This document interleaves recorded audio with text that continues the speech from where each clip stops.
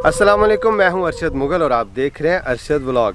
नाज़रीन इकराम, आज मैं आया हूं थोहा खालसा और इस गांव से जुड़ी एक दर्दनाक कहानी आपको सुनानी है जिसका ताल्लुक़ 1947 से है, यानी कि पार्टीशन से है। अच्छा, मैं जिस जगह खड़ा हूं बिल्कुल मेरे साथ ही ये कुआं है और मैं फ़ील कर रहा हूं कि उस वक्त भी मौसम बहार था, मार्च का महीना था। इसी तरह ही हरे भरे खेत होंगे उस वक्त भी, और ये जो बड़े बड़े मुझे पेड़ दिखाई दे रहे हैं ये पेड़ भी उसी वक्त के हैं। जी नाज़रीन, थोहा खालसा में नदी के पास एक कुआं ये भी है और मैं आपको एक मज़े की बात बताऊं, इसमें मछलियां बहुत ज़्यादा हैं और मुझे साफ दिखाई दे रही हैं। इस वक्त लाइट का इशू है। ओहो हो, बहुत ज़्यादा मछलियां हैं। वाह वाह वाह वाह वाह वाह, और साफ़ सुथरा मोतियों की तरह साफ़ सुथरा पानी है इसका।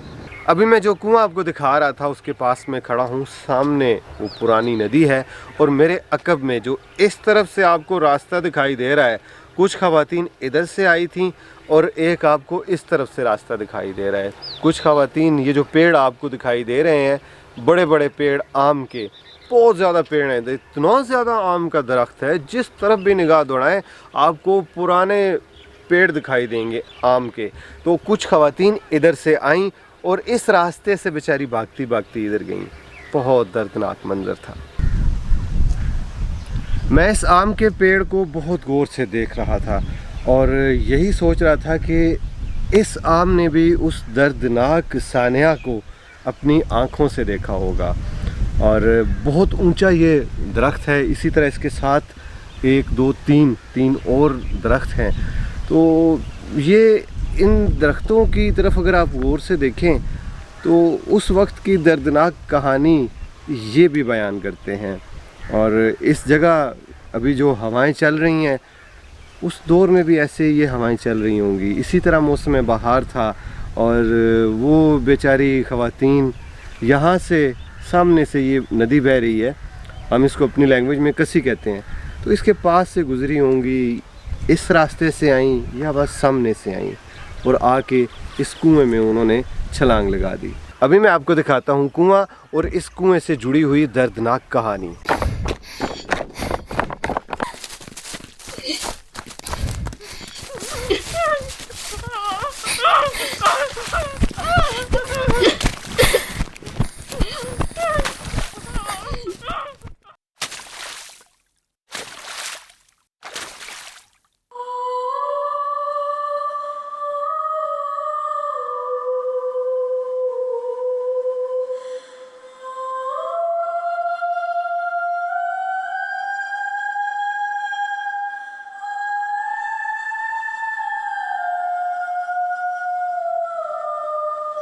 जी नाज़रीन, जिस जगह मैं खड़ा हूँ पहले यहाँ एक नदी गुज़रती थी, उसके आसार साफ दिखाई दे रहे हैं, लेकिन अब ये पानी कह लेंगे बिल्कुल ही खुश्क हो चुका है। और मेरे अकब में वो कुआं है जिस कुएं में ख़वातीन ने और बच्चों ने छलांग लगाई। अच्छा नाज़रीन, ये कहानी कुछ इस तरह है। 9 तारीख़, 10, 11 और 12 मार्च इन अयाम में ये कह लें कि कुछ हालात यहाँ के बहुत ज़्यादा ख़राब हुए।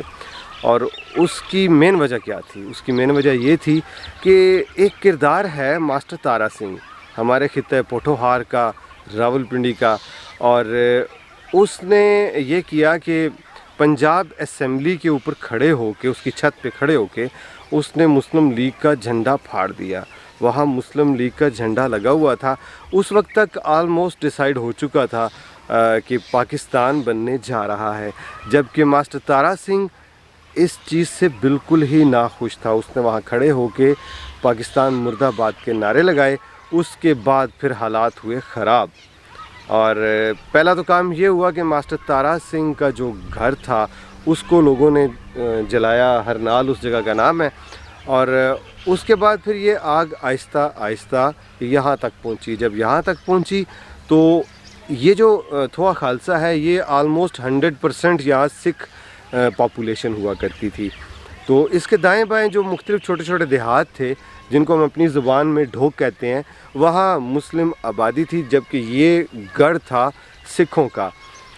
यहाँ लोगों ने हमला किया, اس गांव के ऊपर जब हमला हुआ तो उस दौरान, ये कहानी खैर थोड़ी सी लंबी है, मैं उस बात में नहीं जाना चाह रहा। कुछ लोग कहते हैं कि वज़ीरिस्तान से लोग आए, मेरा ज़हन नहीं मानता। इसलिए नहीं मानता कि जब वो लोग आए इस एरिया में, वज़ीरिस्तान के लोग, तो रवात से आप कलर सईदा की तरफ आते हैं तो रवात के साथ ही तख्त पड़ी भी गढ़ हुआ करता था हिंदुओं का और सिखों का। फिर उसी के साथ ही नज़दीक अगर आप आएँ, थोड़ा सा आगे आए कलर सईदा की तरफ, तो सागरी गांव आता है। वो सागरी भी एक शहर हुआ करता था, वो भी सिखों का और हिंदुओं का बहुत ही कह लें कि गढ़ था। तो वहाँ पे हमला नहीं हुआ, तख्तपड़ी पे हमला नहीं हुआ, यहाँ पे क्यों हुआ, वो कौन था, इसका जवाब मेरे पास नहीं है। लेकिन जो फसादात यहाँ हुए उनमें आप ये कह लें कि सिखों ने ये डिसाइड किया कि हम अपनी ख़वातीन को बचाएंगे, अपने बच्चों को बचाएंगे। और जो हमला आवर थे उन्होंने हमला करके इनको पहली दफ़ा तो कह लें कि इनसे ये कहा कि आप लोग तावान दें, और उसके बाद वापस चले गए। ये 3-4 दिन ये काम चलता रहा, और आखिरी दिन जो कुछ मैंने सुना है, देखा नहीं है, जो कुछ मैंने सुना है उसके मुताबिक ये है कि जो बलवाई थे उन्होंने यहाँ के जो सिख थे उनको कहा कि आप इस्लाम कबूल कर लें, और फिर उसके बाद जो कुछ हमें यहाँ मिलेगा वो हमारा होगा, यानी माल गनीमत जिसको कहते हैं। कंट्रोवर्शियल सी बात है, लेकिन जो कुछ मैंने सुना वो यही कुछ मैंने सुना है। तो उसके बाद फिर यहाँ एक बहुत बड़ी हवेली थी, क्या नाम था जी उस हवेली का? गुलाब सिंह की एक हवेली थी। उस हवेली में यहाँ के जो लोग थे सिख, वो वहाँ इकट्ठे हुए और वहीं से ही उन्होंने काउंटर अटैक किया, लड़ाई होती रही। सरदार गुलाब सिंह की बहन थी मान कौर, वो भी बेवा खातून थी, यहाँ रहती थी। वो बच्चों समेत जो है वो सबसे पहले इस कुएं के पास आई और उसने छलांग लगाई। ये सामने जो रास्ता है, कुछ ख़वातीन उधर से भागती हुई आई, एक इधर सामने पेड़ लगे हुए बहुत बड़े बड़े आम के, कुछ यहाँ से आई, इस नदी को पार किया और इसमें उन्होंने छलांग लगाई। आप ये कह लें कि अक्सरियत जो है वो ख़वातीन की और बच्चों की वो मर चुके थे, और इतना ज़्यादा ये कुआं भर गया था कि बाद में जो छलांग लगाता था वो पानी में डूबता नहीं था। और आलमोस्ट 90 ख़वातीन और बच्चे जो हैं, बच्चियाँ, वो इसमें डूब के मरे उस वक़्त उन्होंने यहाँ पे छलांग लगाई। और कुछ 93 भी कहते हैं, और कुछ को बचा भी लिया गया, वो भी एक अलग दास्तान है। और बचाने में जो जिस बंदे ने बचाया वो यहाँ का मकामी मुसलमान था, जिसने अपनी पगड़ी जो है वो खोल के और पानी के कुएं के नीचे फेंकी और बच्चों को निकाला और एक खातून को निकाला। तो बड़ी दर्दनाक कहानी है। और जो पार्टीशन हुई वो आप ये कह लें कि उसमें जो लकीर खींची गई, वो खून की लकीर, वो फूलों की लकीर भी हो सकती थी। आप देख लें, जर्मनी, मशरकी जर्मनी, मगरबी जर्मनी इकट्ठे हुए और पुरअमन तरीके से इकट्ठे हो गए। इसके अलावा बहुत सी मिसालें हैं दुनिया में जहां जंगो जदल के बगैर ही तकसीम हुई और लोग अपने अपने मुल्कों में चले गए। लेकिन यहाँ ही क्यों हुआ ये सब कुछ? थोड़ा सा तारीख़ को अगर आप डिग आउट करेंगे, आप बाकायदा फ़ील करेंगे कि इसमें सारी जो कारस्तानी है वो बरतानिया के जो यहाँ हुक्मरान थे उनकी थी।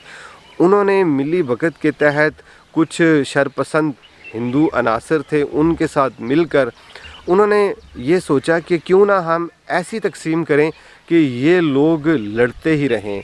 और ज़्यादा उनकी जो कोशिश थी जिसमें वो कामयाब हुए, मुस्लिम सिख फसादात कराने में, कि मुस्लिम और जो सिख हैं इनकी आपस में लड़ाई हो जाए। हमारे खित्ते पोठोहार में सिख जो हैं वो बहुत ही पुरअमन तरीके से रह रहे थे। और स्टिल नाउ मेरे मोबाइल फ़ोन में भी कॉन्टैक्ट नंबर हैं सिखों के जो यहाँ रहते हैं, वो भी अभी तक हमारे साथ बहुत अच्छे तरीके से रह रहे हैं। लेकिन उस वक्त ये क्यों हुआ, मैं फिर कहूँगा, मास्टर तारा सिंह एक विलन था। उसने, मैं समझता हूँ कि सिखों के साथ ज़्यादती की। मैं एक बात कहता हूँ जी कि सऊदी अरेबिया हमारे लिए मुक़द्दस है। खुदा ना खास्ता कोई भी मैली आँख से उसको देखेगा तो हम तो अपनी जान कुर्बान कर देंगे। सऊदी अरेबिया को, अपने मक्का मदीना को बचाएंगे।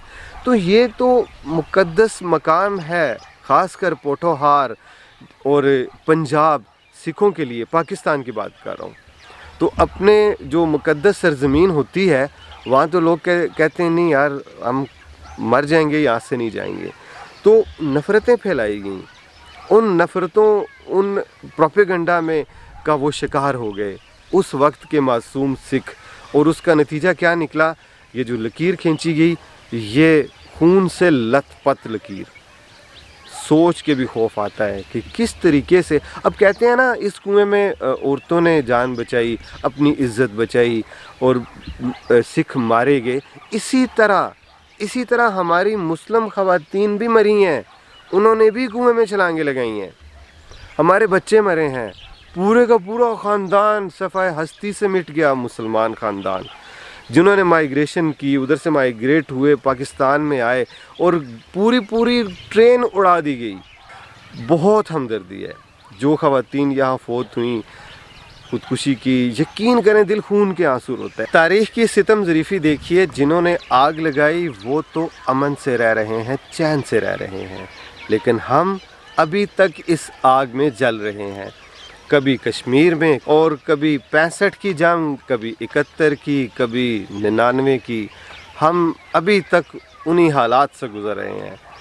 इन हालात से कब हमारा छुटकारा होगा? ये तभी होगा जब मैं और आप अमन से रहना सीख जाएंगे। हम तो बात कर रहे हैं अमन की, पीस की, लेकिन हालिया दिनों की अगर बात करें तो एक ट्वीट मेरी नज़र से गुज़रा है, वो है जी अमृतपाल सिंह। वो क्या फरमा रहे हैं जनाब? वो कह रहे हैं जी कि once we will make Khalistan here we will go for Lahore too, Khalsa will rule every place we were ruling. तो ये कहते हैं जी कि हम वारिस हैं पंजाब के। तो भाई हम कहते हैं हम वारिस हैं हिंदुस्तान के, क्योंकि हम मुग़ल हैं, हमने यहाँ हुकूमत की, तो फिर हम ऐसे ही बोलना शुरू कर देते हैं ना जनाब कि हम वारिस पूरे हिंदुस्तान के हैं। ये तो कोई बात ना हुई ना। तो लाहौर अगर आप आएंगे तो उसके लिए तो मैं सिर्फ एक ही बात कहूँगा, उंगली मत उठाना बाजू तोड़ के रख देंगे, गलती से जो ललकारेगा तो गाड़ के रख देंगे। जी नाज़रीन इकराम, आज के व्लॉग की टीम मेरे साथ उस्मान मुग़ल, साजिद महमूद, अरशद मुग़ल और उमर मुग़ल। इंशाल्लाह जी ज़िंदगी रही तो फिर आपको कोई और स्टोरी इस इलाके की आपको सुनाएंगे। बातें बहुत सी हैं करने वाली, लेकिन थोड़े थोड़े वक्फे के बाद करेंगे। बहुत सी स्टोरी हैं हमारे खित्ते पोठोहार की। नाज़रीन, आपको आज का व्लॉग कैसा लगा कमेंट सेक्शन में अपनी राय का इजहार ज़रूर कीजिएगा। इंशाल्लाह जल्दी आपसे मुलाकात होगी किसी नई जगह, किसी नए मकाम पर, किसी नए एपिसोड के साथ। तब तक के लिए अल्लाह हाफिज़।